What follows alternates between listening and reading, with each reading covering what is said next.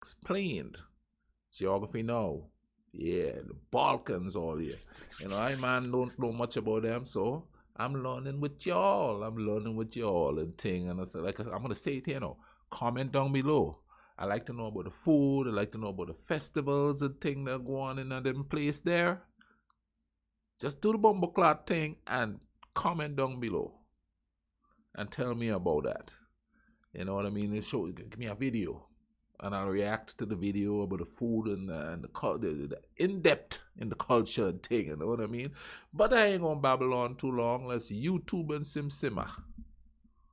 Hey everybody, so as you know, I'm working on the scripts for the next few country episodes, which means this is going to be a filler week. Heavily requested, but never really fulfilled until now. The Balkans Explained, aka Europe's most dysfunctional family. Before we get into this though, just want to give a quick shout out to one of my favorite brands to work with, Cetera. You guys know I'm very picky with which brands we get to sponsor here on Geography Now, and Cetera is definitely cool on my list. Cetera is a geography learning game. Go to their website to find out more, download the app if you want, or you can play for free on the website, Cetera. Thank you. Anyway, back to the Balkans. Now, if you look at the map of Southern Europe, you see this whole mess and you're like, the hell is going on? Basically, this place has a lot of weird history. Everybody loves and hates each other. These two countries can understand each other when they speak, as can these four, but they all swear it's distinct different languages. In modern times today, generally, they're all kind of cool with each other, and the younger generation has pretty much moved on from all that animosity that their grandparents endured during war times. Like, I've heard Greek people say, hey, I've traveled to Albania and Turkey, the nations of our enemies, and yet they were like totally treated fine by the locals when they told them that they were Greek and they had a great time. So it's pretty much like that. Like mostly the government and the zealous people are just the ones that create the modern drama. Quick historical context. This entire area at one point was ruled over the Ottoman Empire. Then during the 20th century, half of it was Yugoslavia. Wars, battles, music, and rakia. Done. Geographically speaking, what exactly are the boundaries of the Balkans? Apparently, the Balkan Peninsula is surrounded by the Adriatic Sea to the west, the Mediterranean Sea to the south, and the Black Sea to the east. Its northern boundary is often given as the Danube, Sava, and Kupa rivers, or the Balkan and Dinaric Alps mountain ranges. The countries that lie entirely in the area include Albania, Bosnia and Herzegovina, Bulgaria, Montenegro, and the newly named North Macedonia, as well as the disputed partially recognized Kosovo area, and parts of Croatia, Serbia, Slovenia, most of Greece, and a very small part of Romania, Turkey, and even Italy. In this episode, though, we're just going to talk about the major Balkan nations that are either completely or mostly located within the Balkan area. So no Italy, and I talked to some Romanian people, and a lot of them said, nah, we're not Balkan, we're just our own thing in Southern Europe, so I'm not going to talk about Romania. And with that being said, let's start off alphabetically. Albania! Ooh, Albania was one of the first episodes I made. That was so long ago. Out of all the Balkan nations, Albania is probably like the one that sticks out like a sore thumb the most. It's like the oddball that doesn't quite fit in. It's like the emo kid at the dinner table. Their language has no other relatives, and they have a bunch of these like dome bunkers all over the country because their former leader was kind of paranoid. I mean, come on, Albanians, let's be real. And Verhoha, he was a little intense. About half the country is Muslim, which is interesting because they went through a weird communist era in which all religious practice was banned and illegal, but like the religious community still kind of held on. For the longest time, they were actually closed off to the entire world except China. Today, however, they are completely opened up, and a lot of like intrepid Europeans like to travel here because there's a lot of like secret hidden beaches. Everything here is cheap. They are a candidate to join the EU, however, they still have some political obstacles that they have to overcome in order to join. And they kind of don't really get along well with Serbia because of the whole Kosovo thing, which we will explain in a bit. Bosnia and Herzegovina, our first South Slavic nation. This is the most confusing political entity in, I would argue, the entire world. Just watch the episode if you want to recap, but basically they have 3 constituent people groups. No other country has this. Maybe kind of Comoros, but that's a little different. And it's weird because like everything here comes in threes. The Bosnians or Bosniaks are mostly Muslim, the Serbians are mostly Orthodox, and the Croatians are mostly Catholic. The country is divided into 3 parts. This all happened because after the breakup of Yugoslavia, there was a Bosnian war, yada yada yada, and here we are. What's even crazier is they have 3 presidents, one for each of the constituent groups. And even weirder, they all pretty much speak the same language, but they are very keen to make sure that they distinguish that it's Croatian, Serbian, and Bosnian. Like it's all basically the same thing, but they still like distinguish it. The country is almost completely landlocked, but they have this small little 20-kilometer long coast on the Adriatic. But yeah, for what it's worth, they have a really cool art and music scene. They hosted the Winter Olympics in Sarajevo. You still see some of the remnants of the Ottoman Empire and things like food and architecture. And yeah, interesting place that not a lot of people talk about, Bosnia and Herzegovina. Bulgaria, our second Slavic nation. The land of roses. Every time I get something sent in from Bulgaria for fan mail, it always usually includes something made out of roses. Bulgaria is, how can I put it? It's kind of like the slowly withering beauty. Here's the thing, like Bulgaria is loaded with lots of cool, you know, natural sights and wonders and culture, but like a lot of people are just leaving. Since the early 90s, about a quarter of their entire population has left, making them one of the highest population decline nations in the world. Wow. Joining the EU has helped a bit, but they still rank as the poorest nation in the EU. Nonetheless, lots of history started here. They're proud of being known as the place where the Cyrillic alphabet was created by these two brothers. They love their bagpipes. Technically, they're descended from the Bulgars, which like migrated from Asia, so technically you could say Bulgarians have Asian roots. Bulgarians and Macedonians are pretty much family. I mean, they speak the exact same language almost. In fact, many Bulgarians will say that Macedonians are just kind of like confused Bulgarians. It's just the biggest difference is that North Macedonia was historically part of Yugoslavia, whereas Bulgaria was not. Keep in mind though, their language is Slavic, but it is not intelligible to the Serbo-Croat Bosnian languages. Like, they can't understand each other. Croatia, our third Slavic nation. Croatia is kind of like the one that got really lucky. It's the land of the best Balkan sunsets. All those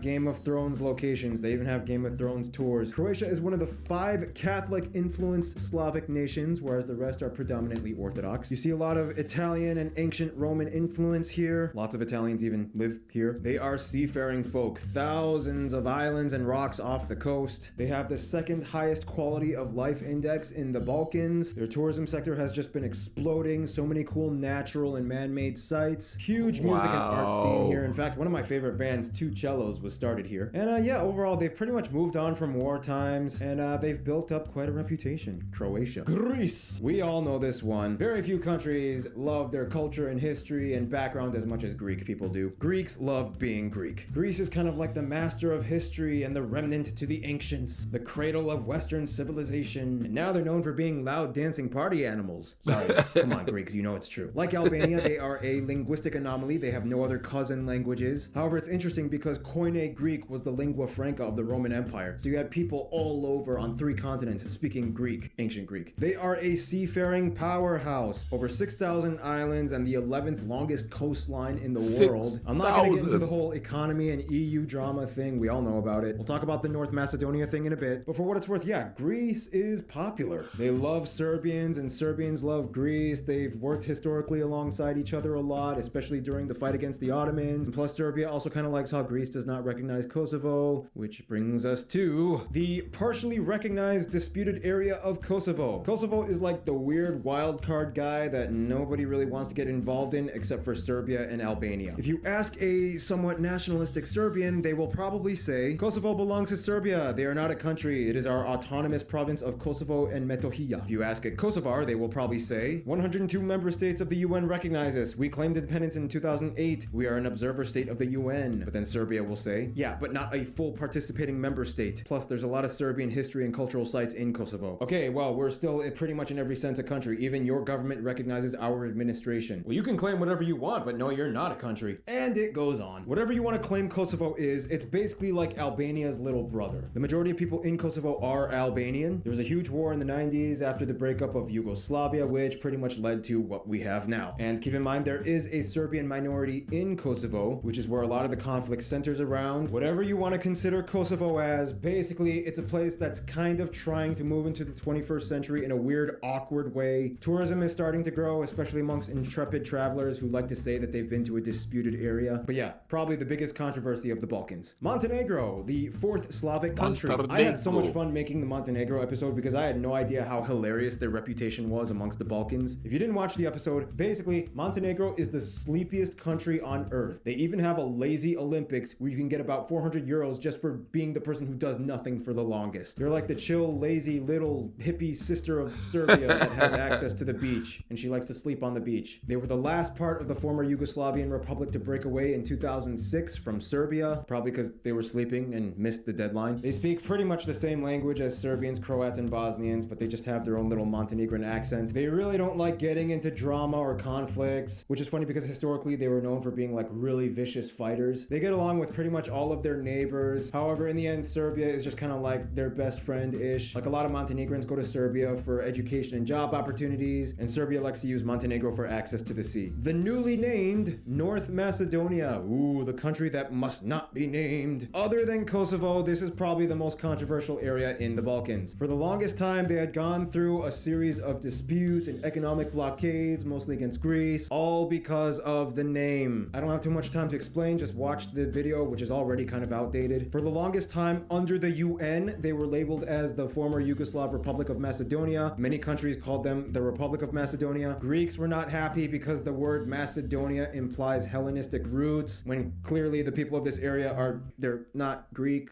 They speak a Slavic language, but then the Macedonians have their side of the argument, and then it just gets kind of messy. I'm not gonna go further into this. But anyway, yeah, the people here are kind of like in a tug of war against everybody around them. I mean, Bulgarians are kind of like, come on, you guys are basically Bulgarians, just join us. Serbia's like, you guys are kind of cool, and plus you and Montenegro are the only two countries that kind of split apart from us without any bloodshed, but your church is kind of messed up. Albania is like, I don't like your western border, especially by Lake Ohrid. Culturally, it's a huge mix as well, so you have like a weird Orthodox Muslim mixed thing going on, kind of. They have a lot of preserved Byzantine frescoes and paintings. I was told a lot of Balkan people love going here because everything is like super cheap, and they do have pretty good food here. And I mean, if you just kind of like look past all the semantics and like overarching diplomatic issues, then they're just like people that like to eat, have fun, and chill. It's just, yeah, government and politics makes things crazy. Serbia. Oh boy, if you ask anybody in the Balkans, they all have an opinion on Serbia. A lot of people will probably say Serbia is kind of like where all the crazy stuff starts. It's the country they all love to hate and hate to love. Like they kind of started and pushed the kingdom of Yugoslavia. They kind of started World War I and the Yugoslav wars. Let's be honest though, Yugoslavia was kind of like a collective effort. I mean, Tito was Croat, Slovene. But then people are like, I guess the new younger generation that never saw war is kind of cool and a little sexy, I guess. And the thing is, for the longest time, Serbia was actually a kingdom apart from the Austro-Hungarian Empire, unlike Croatia and Bosnia, which were part of it. So they're kind of proud of the fact that they kind of like stood their ground. Of course, they are another Slavic nation. They can understand Croatians and Bosnians. They are a negotiating candidate to join the EU, but of course everything is on hold because of the whole Kosovo thing. Plus, it's interesting because if they did join the EU, that would kind of maybe strain their relations with Russia, which is like one of their closest allies. That's a whole other thing. But I mean, there's a lot of history and culture here too. Belgrade is like over 7,000 years old, and it was actually Celtic before it was Roman. It was actually voted by Lonely Planet as the city with the best nightlife. They love raspberries, and they have like one of the largest Orthodox churches in the world. And like in a nutshell, they are such a key figure in the Balkans. And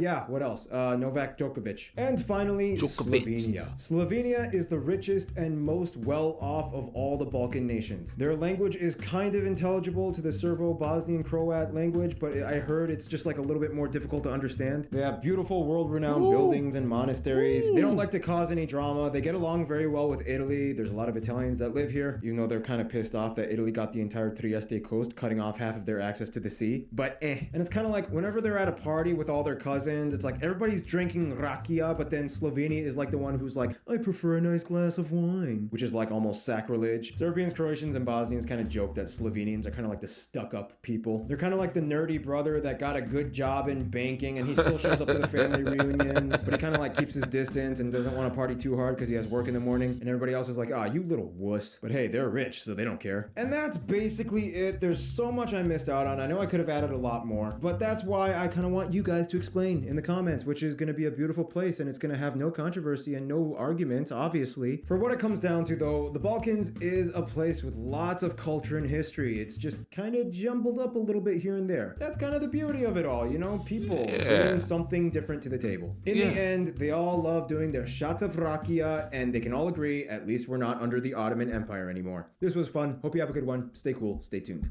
Wow, man. That's such an interesting area there. Apart from the conflict, man, it looks like the culture there would be really, really cool to experience. Yeah, it would be really cool to experience that vibe there, you know what I mean? I hope you guys enjoyed, fam. I hope you enjoyed it. But keep watching. Booyah, right there. Somewhere up there, you're going to see a little bubble. Click it. It goes to the playlist. Go do a binge, you know what I mean? You all binge watch stuff on Netflix and thing, if that's what you have where you are, whatever you have. you could binge watch this vibe. And in the meantime, learn some stuff too. You know what I mean? Have some fun doing it, the thing like I do. But you know, that's it there, people. Keep watching. Go ahead and subscribe if you haven't subscribed yet, you know what I mean? Because I'm doing all kinds of countries because, you know, we got to know each other. We have to know each other. And it's fun knowing different people. It's fun. It's really fun. I know so many different people. And it's just cool because I learn something from everybody. I just met a dude from on YouTube from Serbia, and he taught me something this morning while I was talking to him. He taught me something new about the language. See what I mean? There's always something new to learn. Thanks, brother, for teaching, you know, correcting me with the language situation that I was having there. You know what I mean? And thing. But anyway, man, since we all fam, take care of each other, all right? Cool, man.